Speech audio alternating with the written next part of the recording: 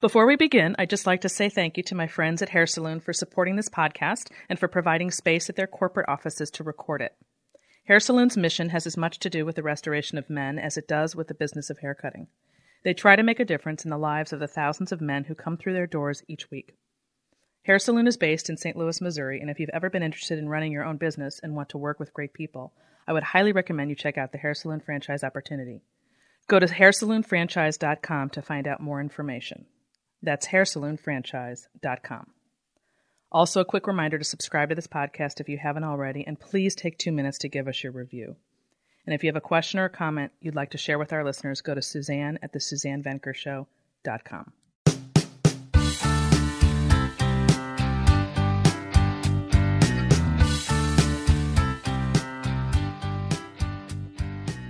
Welcome back to the Suzanne Venker Show. I'm your host, Suzanne Venker. There's a relationship dynamic so common today, it's unusual to meet a couple that doesn't fit the bill. You know the one I'm talking about. The strong-minded and self-sufficient woman who's either dating or married to a man who's been emasculated.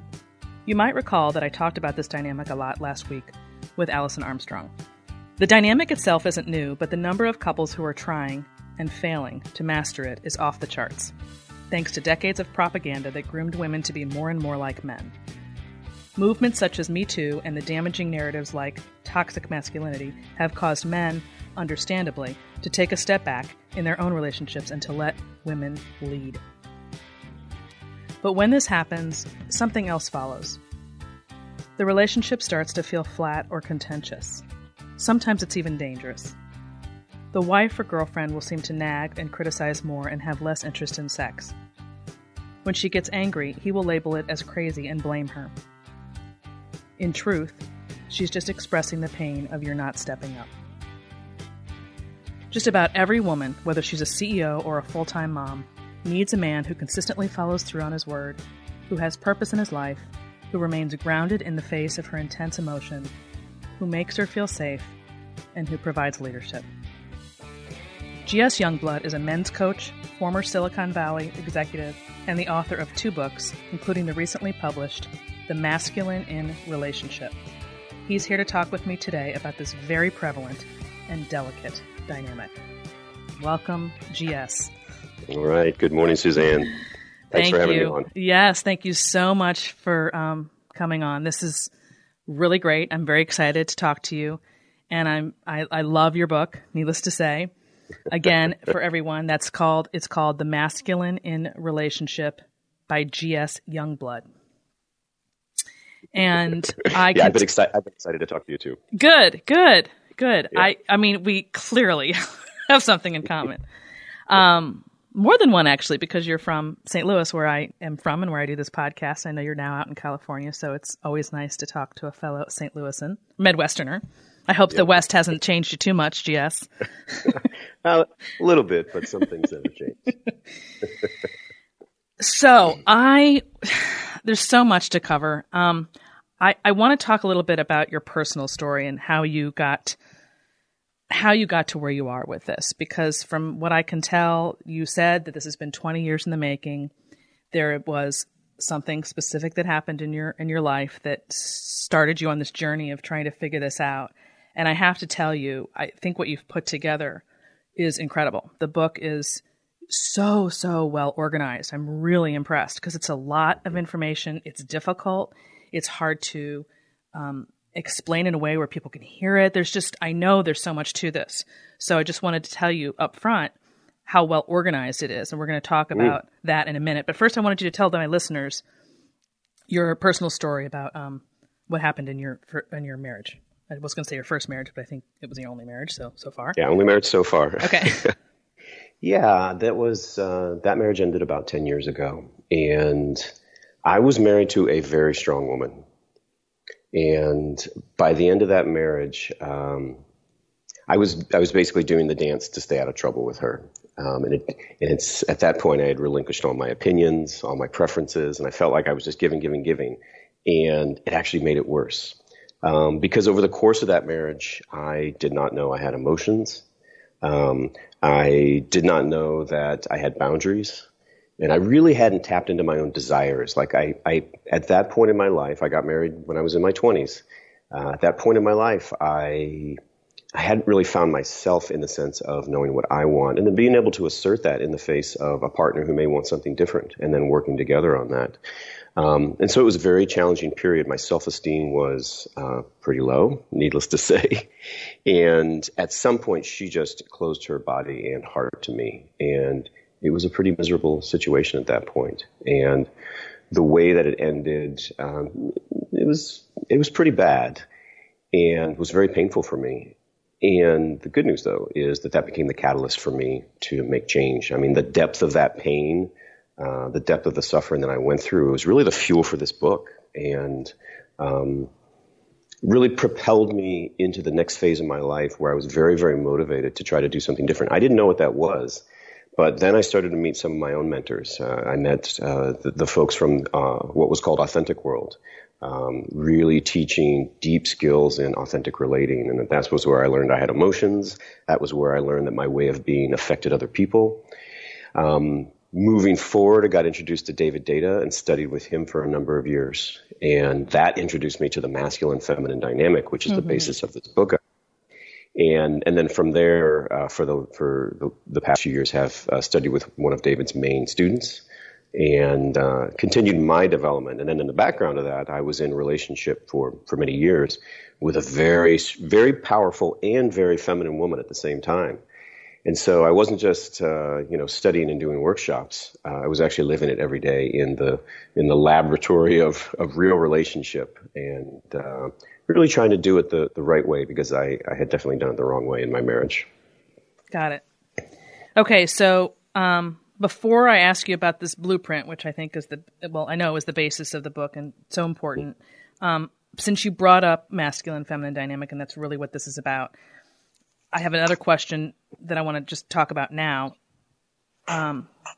about polarity. Not a question, but I want you to explain polarity. Now, about every month I talk with a man named Andre Parody, who's also out there in California where you are, about the significance of polarity, and his work is all about the masculine-feminine dynamic as well as mine. So we talk about that every month. So my listeners are familiar with that, but go ahead and just lay out what polarity is and why it's so critical for any relationship to last. Yeah. Okay. So to answer this, let's start with a visualization. And if you've ever watched good tango dancers, this is the visualization. So I do a little tango dancing, not very well, but I try. And it is a very strong lead-follow dance. One partner agrees, hey, I will follow. Now, outside the dance floor, I might be the CEO of a company and tell everyone else in my world what to do. But inside this dance floor, I agree to follow. And then one person agrees to lead, obviously. And when I lead, or when any lead does tango, I'm not, forcing my follow's body where I need it to go. Okay? Tango is very much about I offer an invitation. So I might turn my shoulder slightly, which is her signal that she can come through. So the leadership in tango is all about an invitation. So polarity for me, this is an opt-in arrangement. This is where one partner in the relationship agrees to also to follow. I like to use the receptive energy. And then the other person agrees to take on the responsibility of more directive energy. And in that, the person in the receptive energy can really just relax. And then when you overlay sort of gender on top of that, now there are no gender norms. It's just I write about a man that wants to be in his masculine and a woman that wants to be in her feminine. So that's the combo that I've chosen to write about. So that's what I'll speak to. This is where I need to step up. I can set direction. I can create some structure in the relationship. And if I'm doing it competently, she can just relax into my lead. And then my experience with the women that I've been with is when she can just sit back and relax and follow my hopefully competent lead, she goes into a state that's actually very, very enjoyable for me. Like at the end of the day, that's really it. It's like I love being around her when she's relaxed, when she's willing to follow my lead. And that's when the playful side, that's when her body opens to me. That's when she's laughing and being more expressive and all those feminine traits that I absolutely love and I need in a relationship. And that she's desiring from you. So I'm going to stop you right there because I truly believe from what I do from my vantage point in my work, that the search for this and the inability to find it and understand it is the number one problem in modern marriage and relationships. I mean, there's just no question about it. In fact, it's not just in relationships that have already been established, but I'm seeing it in young adults where we have this issue. And of course, you mentioned it in the book, where women are excelling and men are falling behind. And that's a big part of what I do, is talking about that social/cultural phenomenon. And how that is sort of messing people up, if you will, in this regard, because they don't know that what they're being taught to do for Monday through Friday, 9 to 5, for example, does not work in your relationships in the evenings and the weekends. So which might be how you ended up finding me with this podcast, because I wrote that book, The Alpha Female's Guide, and that's all about learning to turn it off at the end of the day, because everything you've been taught to do as a woman is going to completely ruin your relationship if you don't come up with another blueprint for how to navigate that, which is where your book comes in, of course. Yeah. And I love that you said turn it off, because it is, unfortunately, some people will read my book and they'll sort of twist the meaning that it's saying that women somehow need to be more in a submissive role. I know all too well. No, yes. It's not that at all. It is, if you choose to, can you turn it off? And let's see, how would I say this? Can you turn it off and then trust in what your man brings to the table? Now, there's an obligation for the man. This isn't all about the woman doing something different. The man needs to learn how to lead, and he needs to do it competently, because she's got to trust his lead. And I know you know this. I'm saying this more for the listeners, but she's got to trust his lead, which means he needs to be competent at it. And that is what the book is about, is really giving the men a model of what does leadership look like. One that doesn't contravene or contradict or obviate the woman's power. Perfect. Exactly. How can you incorporate that in it? Okay, so let's get to this. So that's where your blueprint comes in, which when I talked about the way you organized it, I just love it. So you have three what do you call subsections, or three areas for your blueprint. Yeah, I call them the three elements of the blueprint. Okay, so you go ahead and explain that. Well, first I'll talk about the need for a blueprint. My own experience was that there were two kinds of books on masculinity out there. One was sort of some guy shouting at me to be more confident, and I love the phrase, because they all use it. It's pick up your balls. It's like, okay, that's really thanks. That's helpful. And they're just so not helpful. And the other is what I call a fuzzy spiritual guide. And so there are some books out there. They're quite good, but they're a little bit hard to turn into action. And so the blueprint was really my attempt at something actionable. Guys just want to know what to do. Just like, tell me what to do, and I'll go right through the wall to make it happen. And so that was the genesis of the blueprint. And as you said, there's three elements. Number one, respond versus react. Number two, provide structure. And number three, create safety. So shall I go through? Why don't we start with the first one? Yeah, respond versus react. This is a huge one, and so have at it. Go ahead.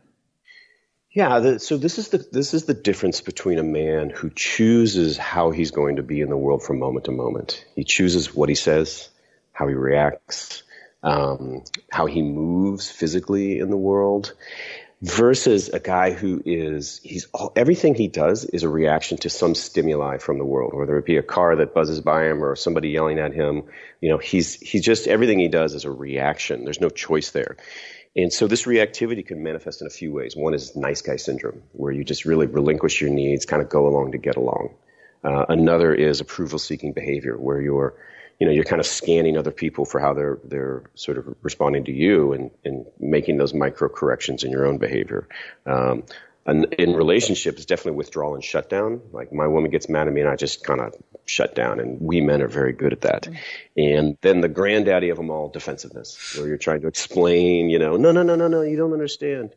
And, each of those really comes from the nervous system. The nervous system has gone into a little bit of state of threat, and that's one of the I put an entire chapter in the book, as you know, about threat and what it's like to go into a threat state. So in the book, I talk about how do you go and learn how to access your emotions as one remedy to this.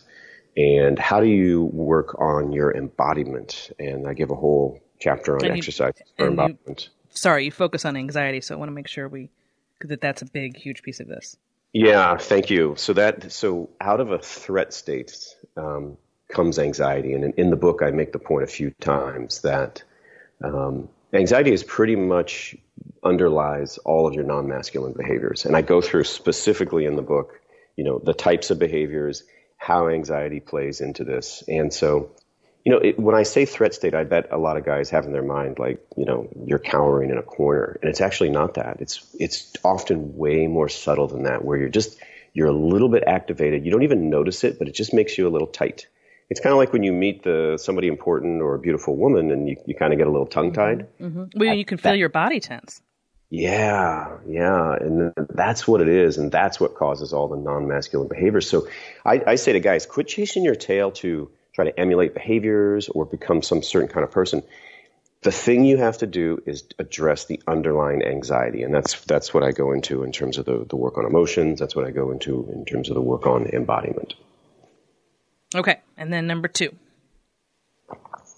So number 2 is provide structure. And in the book, I start with talking about setting direction. Something that you can do as a masculine leader is set direction. So that means you have the qualities of clarity and decisiveness.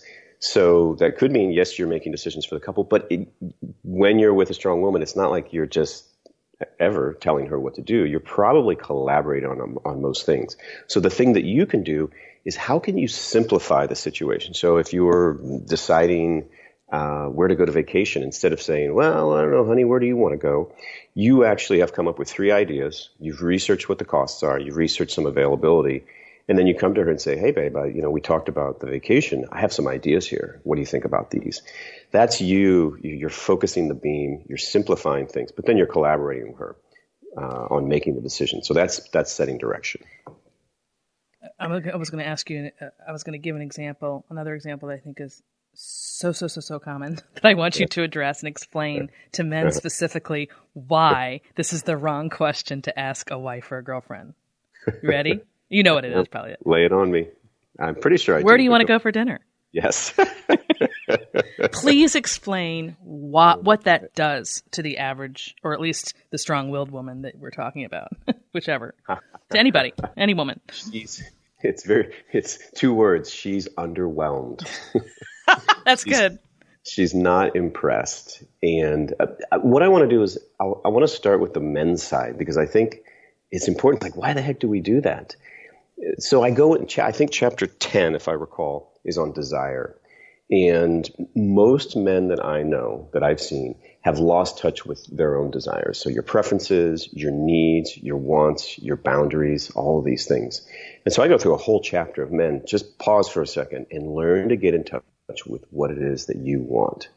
And learn to tell yourself, I deserve to have needs. Mm-hmm. I deserve to have wants. What I want matters is the mantra that I use in the book.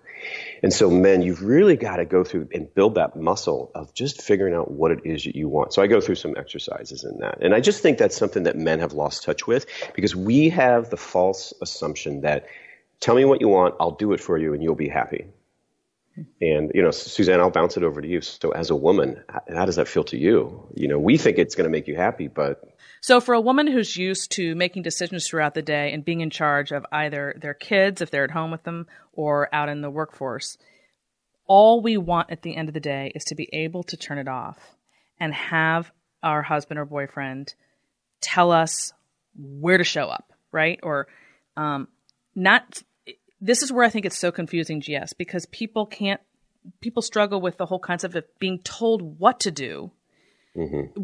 When in fact what you're doing so well is explaining, no, he's not telling you what to do. He's simply leading and providing the structure so that you don't have to. Mm-hmm. And then you are invited, and 99% of the time, we women are going to say, great, I'll be there. Yeah. Yeah, and it's confusing for men, modern men, especially when they've been told that all women want to do is lead 100% of the time. Right, yeah. It's very true. And what you're saying is actually even more important as more and more women are in the working world. Because, like you said, at the end of the day, they've given everything they've got at the office. And so they want to come home and they want to let down a little bit. And so where we thought sort of the modern equality would lead to the death of masculinity, it actually ups the ante. It's multiplying the need for yes. it. Yep. I'm writing an article on that very thing today. Perfect. Yep. Oh my gosh, you and I are so aligned. But there's another nuance I want to bring up, because some of the guys, maybe the ones that have been a little bit more infected by this modern culture, would say, well, I want to come home and relax. Why can't somebody take care of me? And I to that man, I say, bless you. And that's fine. But if you want your woman to be in her masculine, then please do that. But you got to, do you enjoy a woman who's getting shit done in her masculine as a romantic partner? Exactly. It's not a coworker. It's a romantic partner. Because my experience as a romantic partner is when she's more relaxed, when she's a little bit more surrendered, like it's a lot more fun for me. So men, who say, what about me, say, look, there's a price for everything. And if you want her in her feminine energy, this is what you need to do. And I find, GS, that most men, when they really understand this and try it out, the vast majority of them are going to be right there with it. Because once they see how quick that response is, it's like magic, like you said in the book. Just to finish that off, I'll tell just one super short anecdote. At one point, my ex-wife looked at me and said, I can do it all. I can plan the vacations and take care of the house and work 2 days a week, and I can do it all. I'm capable of it. I just don't want to have to. Mm-hmm. And it really, the way she said it, I felt it. And really 10 years later is when I really felt it, because I saw that I was abdicating so much to her, because she was very capable. But I saw how it ate away at her and our relationship. And just to provide the other side of that, as the woman who is like your former wife, that's how my book, too, was basically written, is that I was always operating. I didn't know how, initially to turn that off. And my husband, I think, at that time in our marriage, assumed that because I'm so capable, and this comes down to like what shoes you wear and like what you're hearing, like are these sounds throughout the day. If you're hearing this person even the way I walked was so purposeful and competent that you're almost inadvertently training your husband / boyfriend to not step up, because you're telling him that you're cutting him off in his ability because he just assumes that you got it covered. So it's very much a chicken or egg situation that people don't really know who. It doesn't really matter, as you point out, who caused it. This is another thing I loved about your book. It doesn't matter who's to quote unquote blame. That's not even helpful. The point is, you are the solution. You do not have to wait. You can take control now, and here's how to do it, and here's the blueprint. Yeah. And you brought up a good point. You're so competent that you've trained your husband to kind of let you take the lead.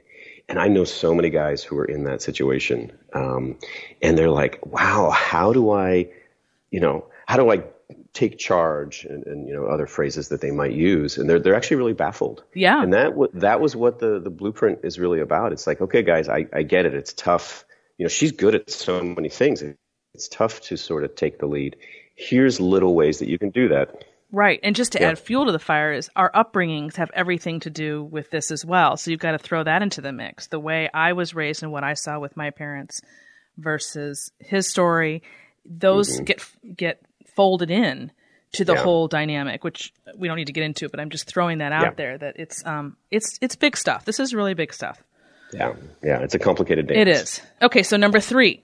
Yes. The third element creates safety. So what we're talking about here is physical, financial, and emotional safety.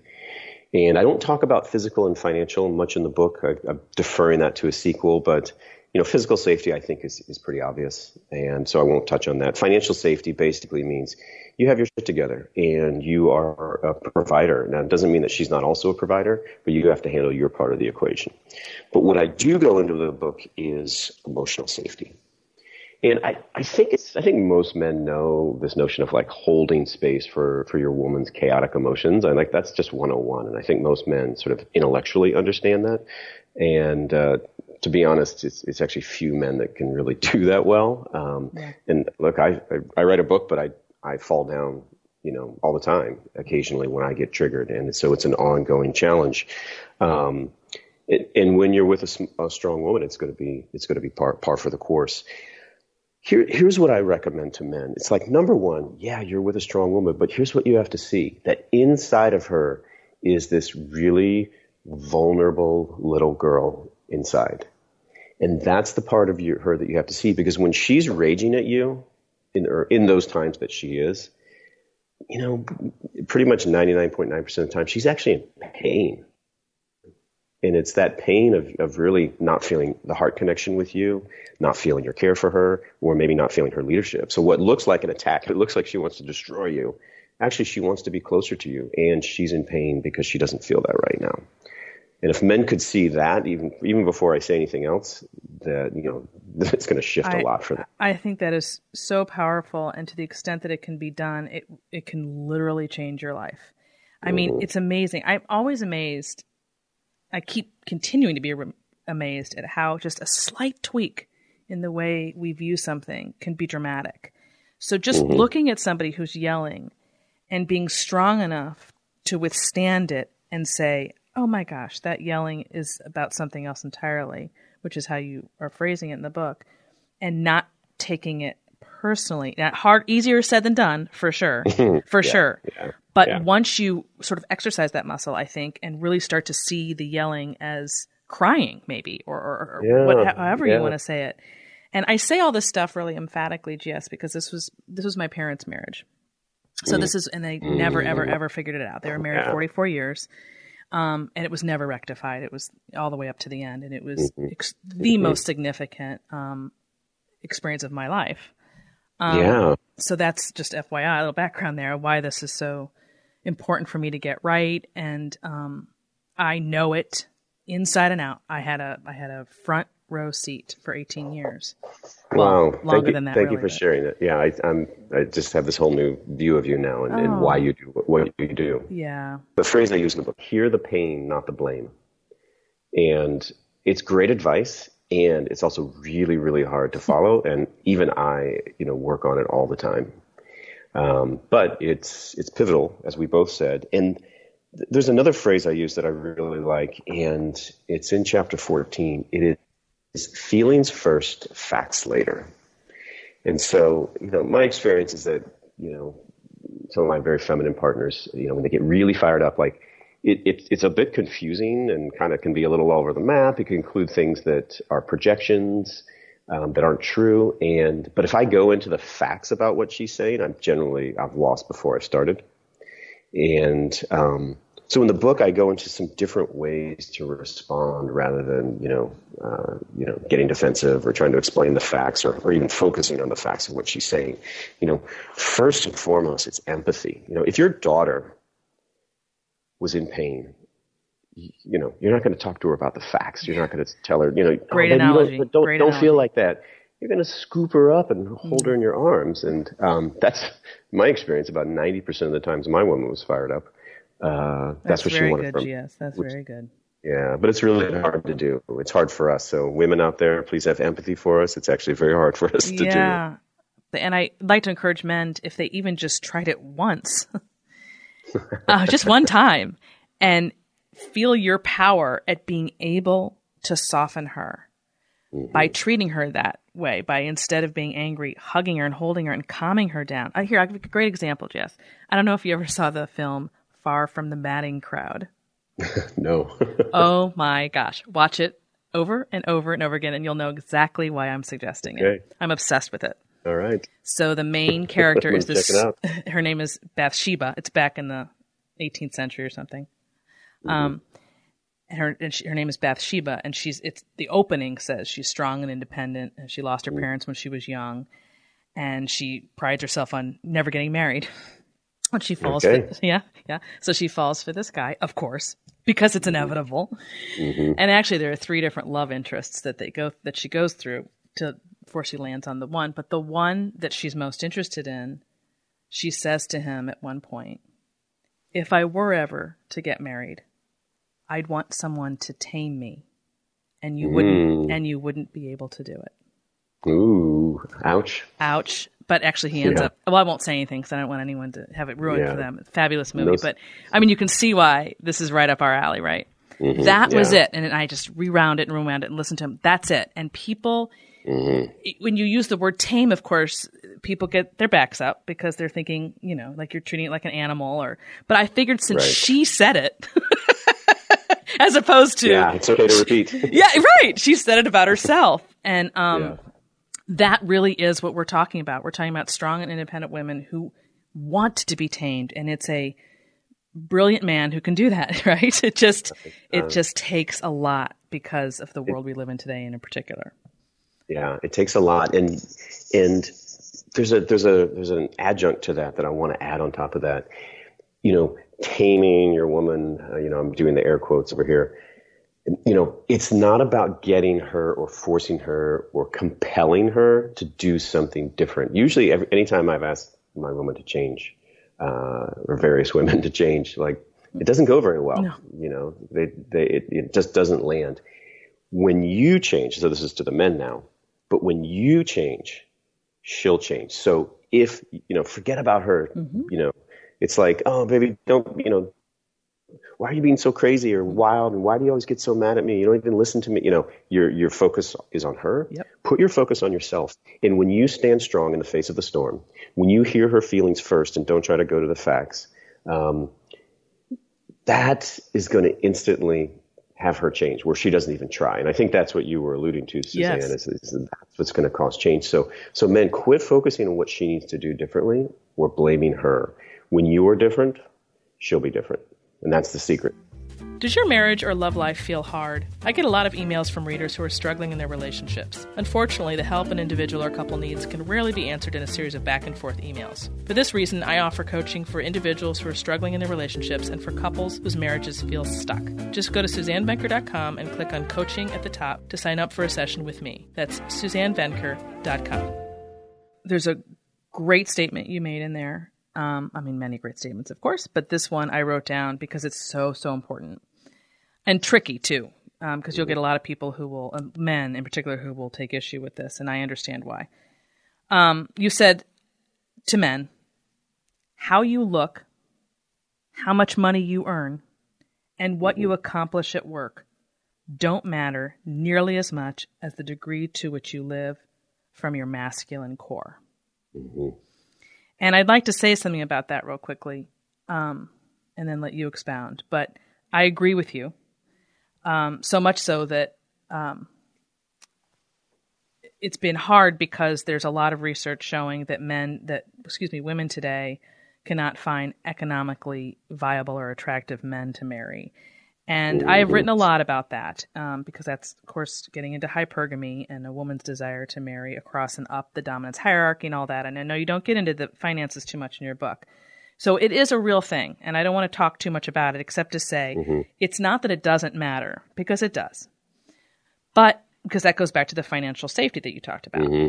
But I love the fact that you stress this because I do believe, correct me if I'm wrong, if a woman were married or with a guy who was really, really passionate about something, really, really good at it, and it only made $60,000, $75,000, I'm just throwing numbers out here. Depends on where you live as to whether or not that's shocking or not. At the end of the day, that competency, that passion, that pride is going to matter more than the numbers coming in the door. Yeah. Do you agree? I mean, I assume you agree because you said that. So.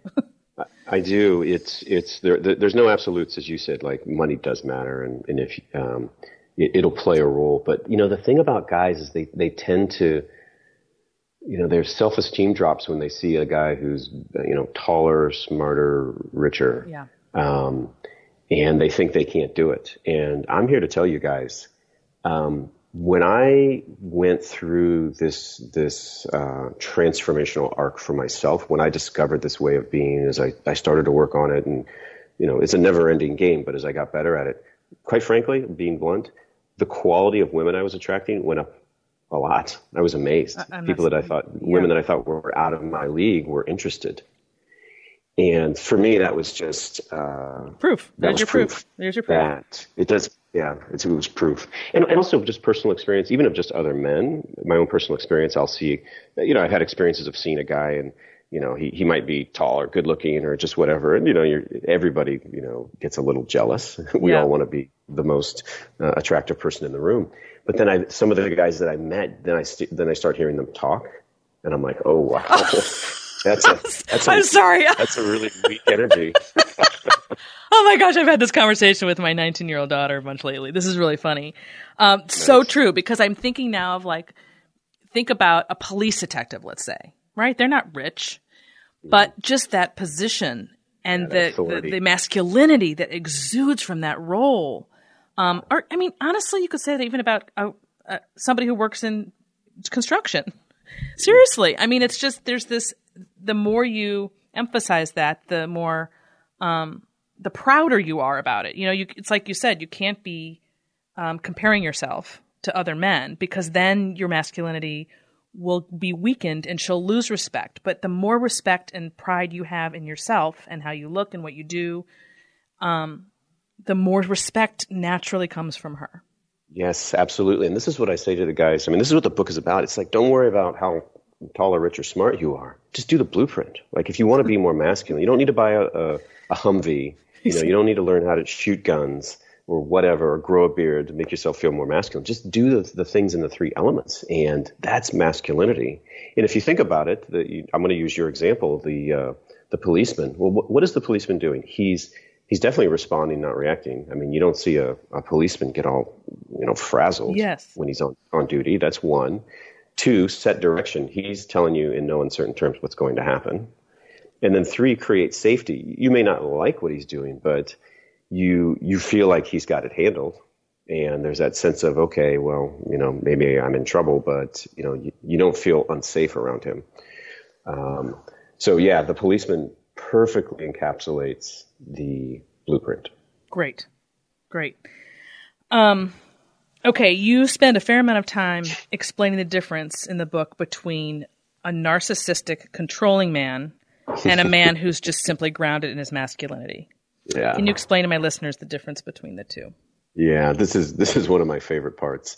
I hear so many guys come to me and say, I see these assholes with beautiful women. Is that what I need to do? Do I need to be an asshole to get a woman? And it's really baffling for guys. And what I write about in the book is there's these different archetypes that are sort of mistaken for masculinity. And one of the chief ones is the asshole / alpha type. They're dominating others. They're probably, the kind of guy that's richer, taller, smarter, whatever, more aggressive. And they're dominating other people. And yeah, they often do get beautiful women to want to be with them. And my experience, and of course I only have limited data points, but is that gets old fast. But the women, why are they with a guy like that? Because that's the guy that lives by his own code. And women, well, I shouldn't say women, some women will put up with a lot just to get ahead of that in a man. That's that's good. Yeah. Yeah. I mean, they're willing to dismiss the other stuff because they want this code so bad. They want what for a while. For a while. Until their heart starts to hurt so badly. Or until he cheats on her. Or yeah, exactly. Or she just doesn't feel cared for. Like, she feels led.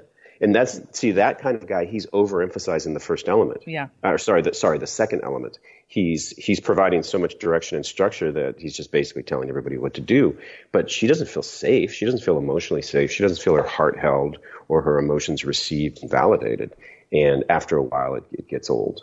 But there's the other end, what I call the male apologist.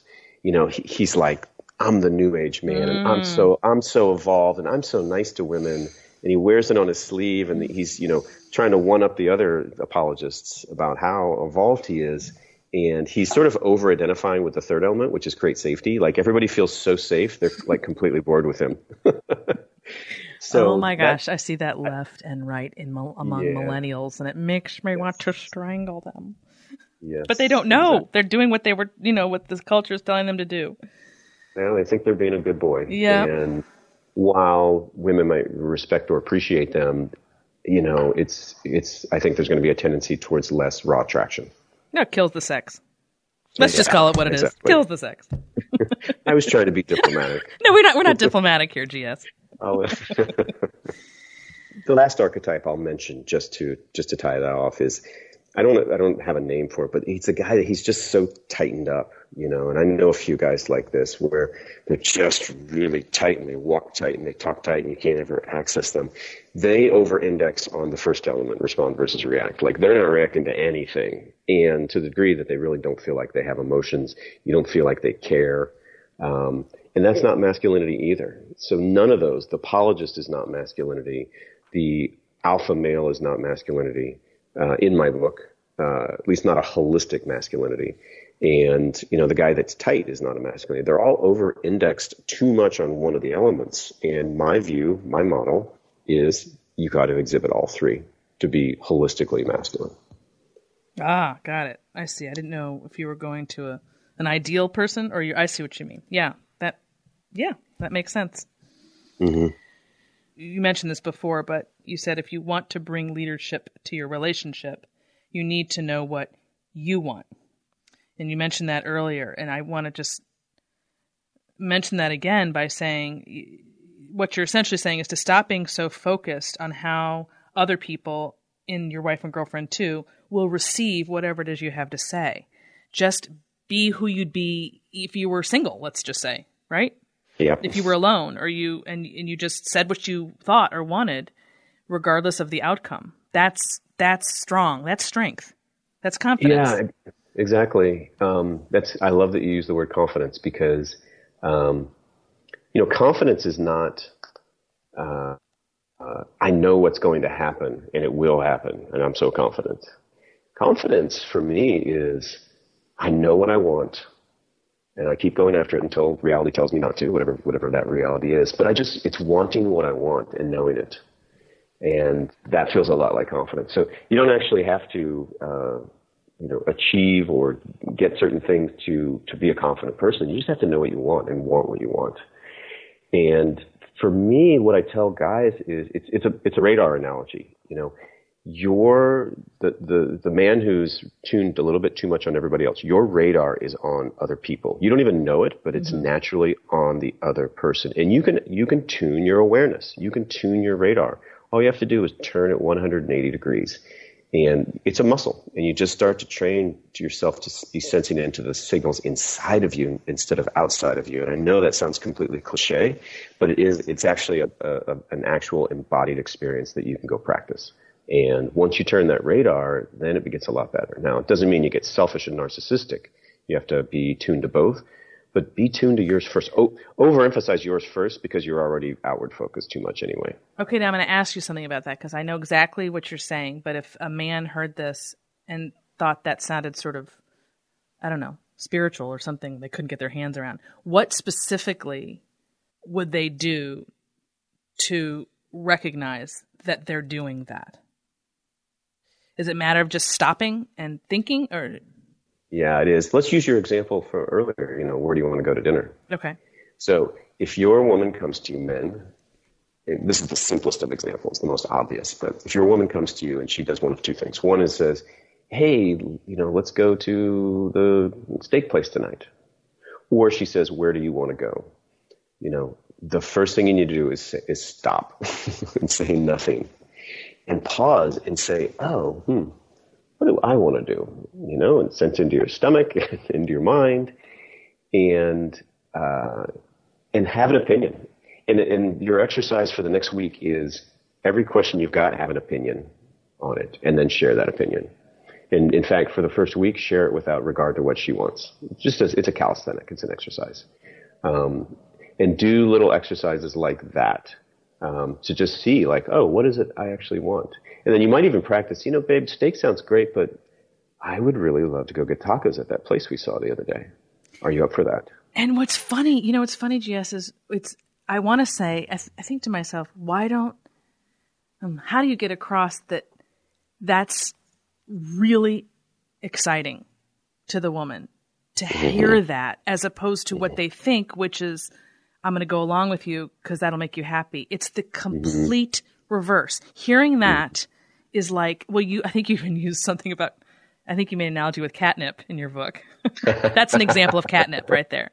Yes. A man with opinions and desires, it can be like catnip for a woman in the right circumstance. Yeah.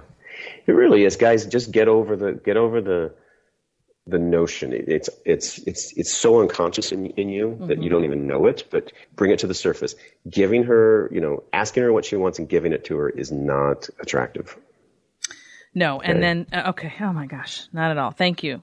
And then one last thing I want to say before we have to move on, is the importance of saying no.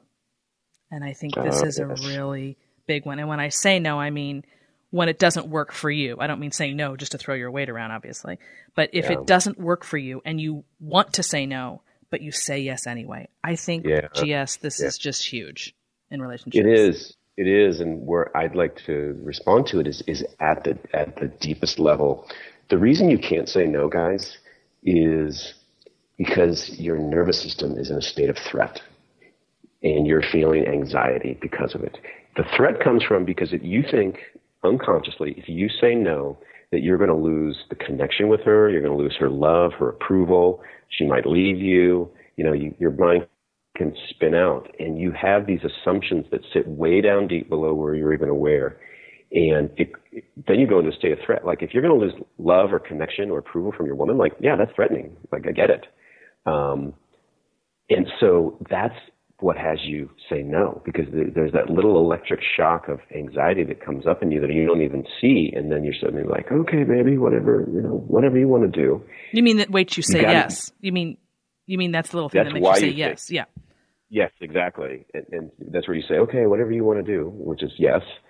So, guys, that tendency to not have a strong no is down deep at your nervous system level, and go into the chapters on emotions, go into the chapters on embodiment as your way to remedy that. Once you take care of the anxiety, your no will become much more easy to give. And then on my last point on that is sort of more of a cognitive one, which is she can't trust your yes until she can trust your no. So if you don't have a no, she won't trust your yeses. Oh, that's because good. She'll actually think that some of your no's are disguised as yeses, and you're not going to follow through, and you'll find her trusting you less. So when you say no, I know it's counterintuitive, but she trusts you more, and she's going to be attracted to you more. You got it. Oh my God, we have so much more to talk about. Will you come back? Absolutely, I love this. This has just been great, GS. Can you tell people where they can learn more about your work? You have an awesome site. I know that. Yes. Well, go to GS Youngblood.com, and you can see everything on there. I've got articles and videos that I post. I've got a little bit on the book. I have a feedback tool, which is part of my work as well, that you can use to get feedback from other people in your world, and then I can help you process that feedback. And then I've got a Facebook page where I do various posts. You can just search for GS Youngblood, and those are the best places to find me. That's another thing I wanted to mention, which your site is really well done. It's very clean, and again, just as organized as the book. It's very manly, very organized. It's not just have stuff all over it. Yeah. Yay. Okay. Good. Awesome. Really cool. Okay.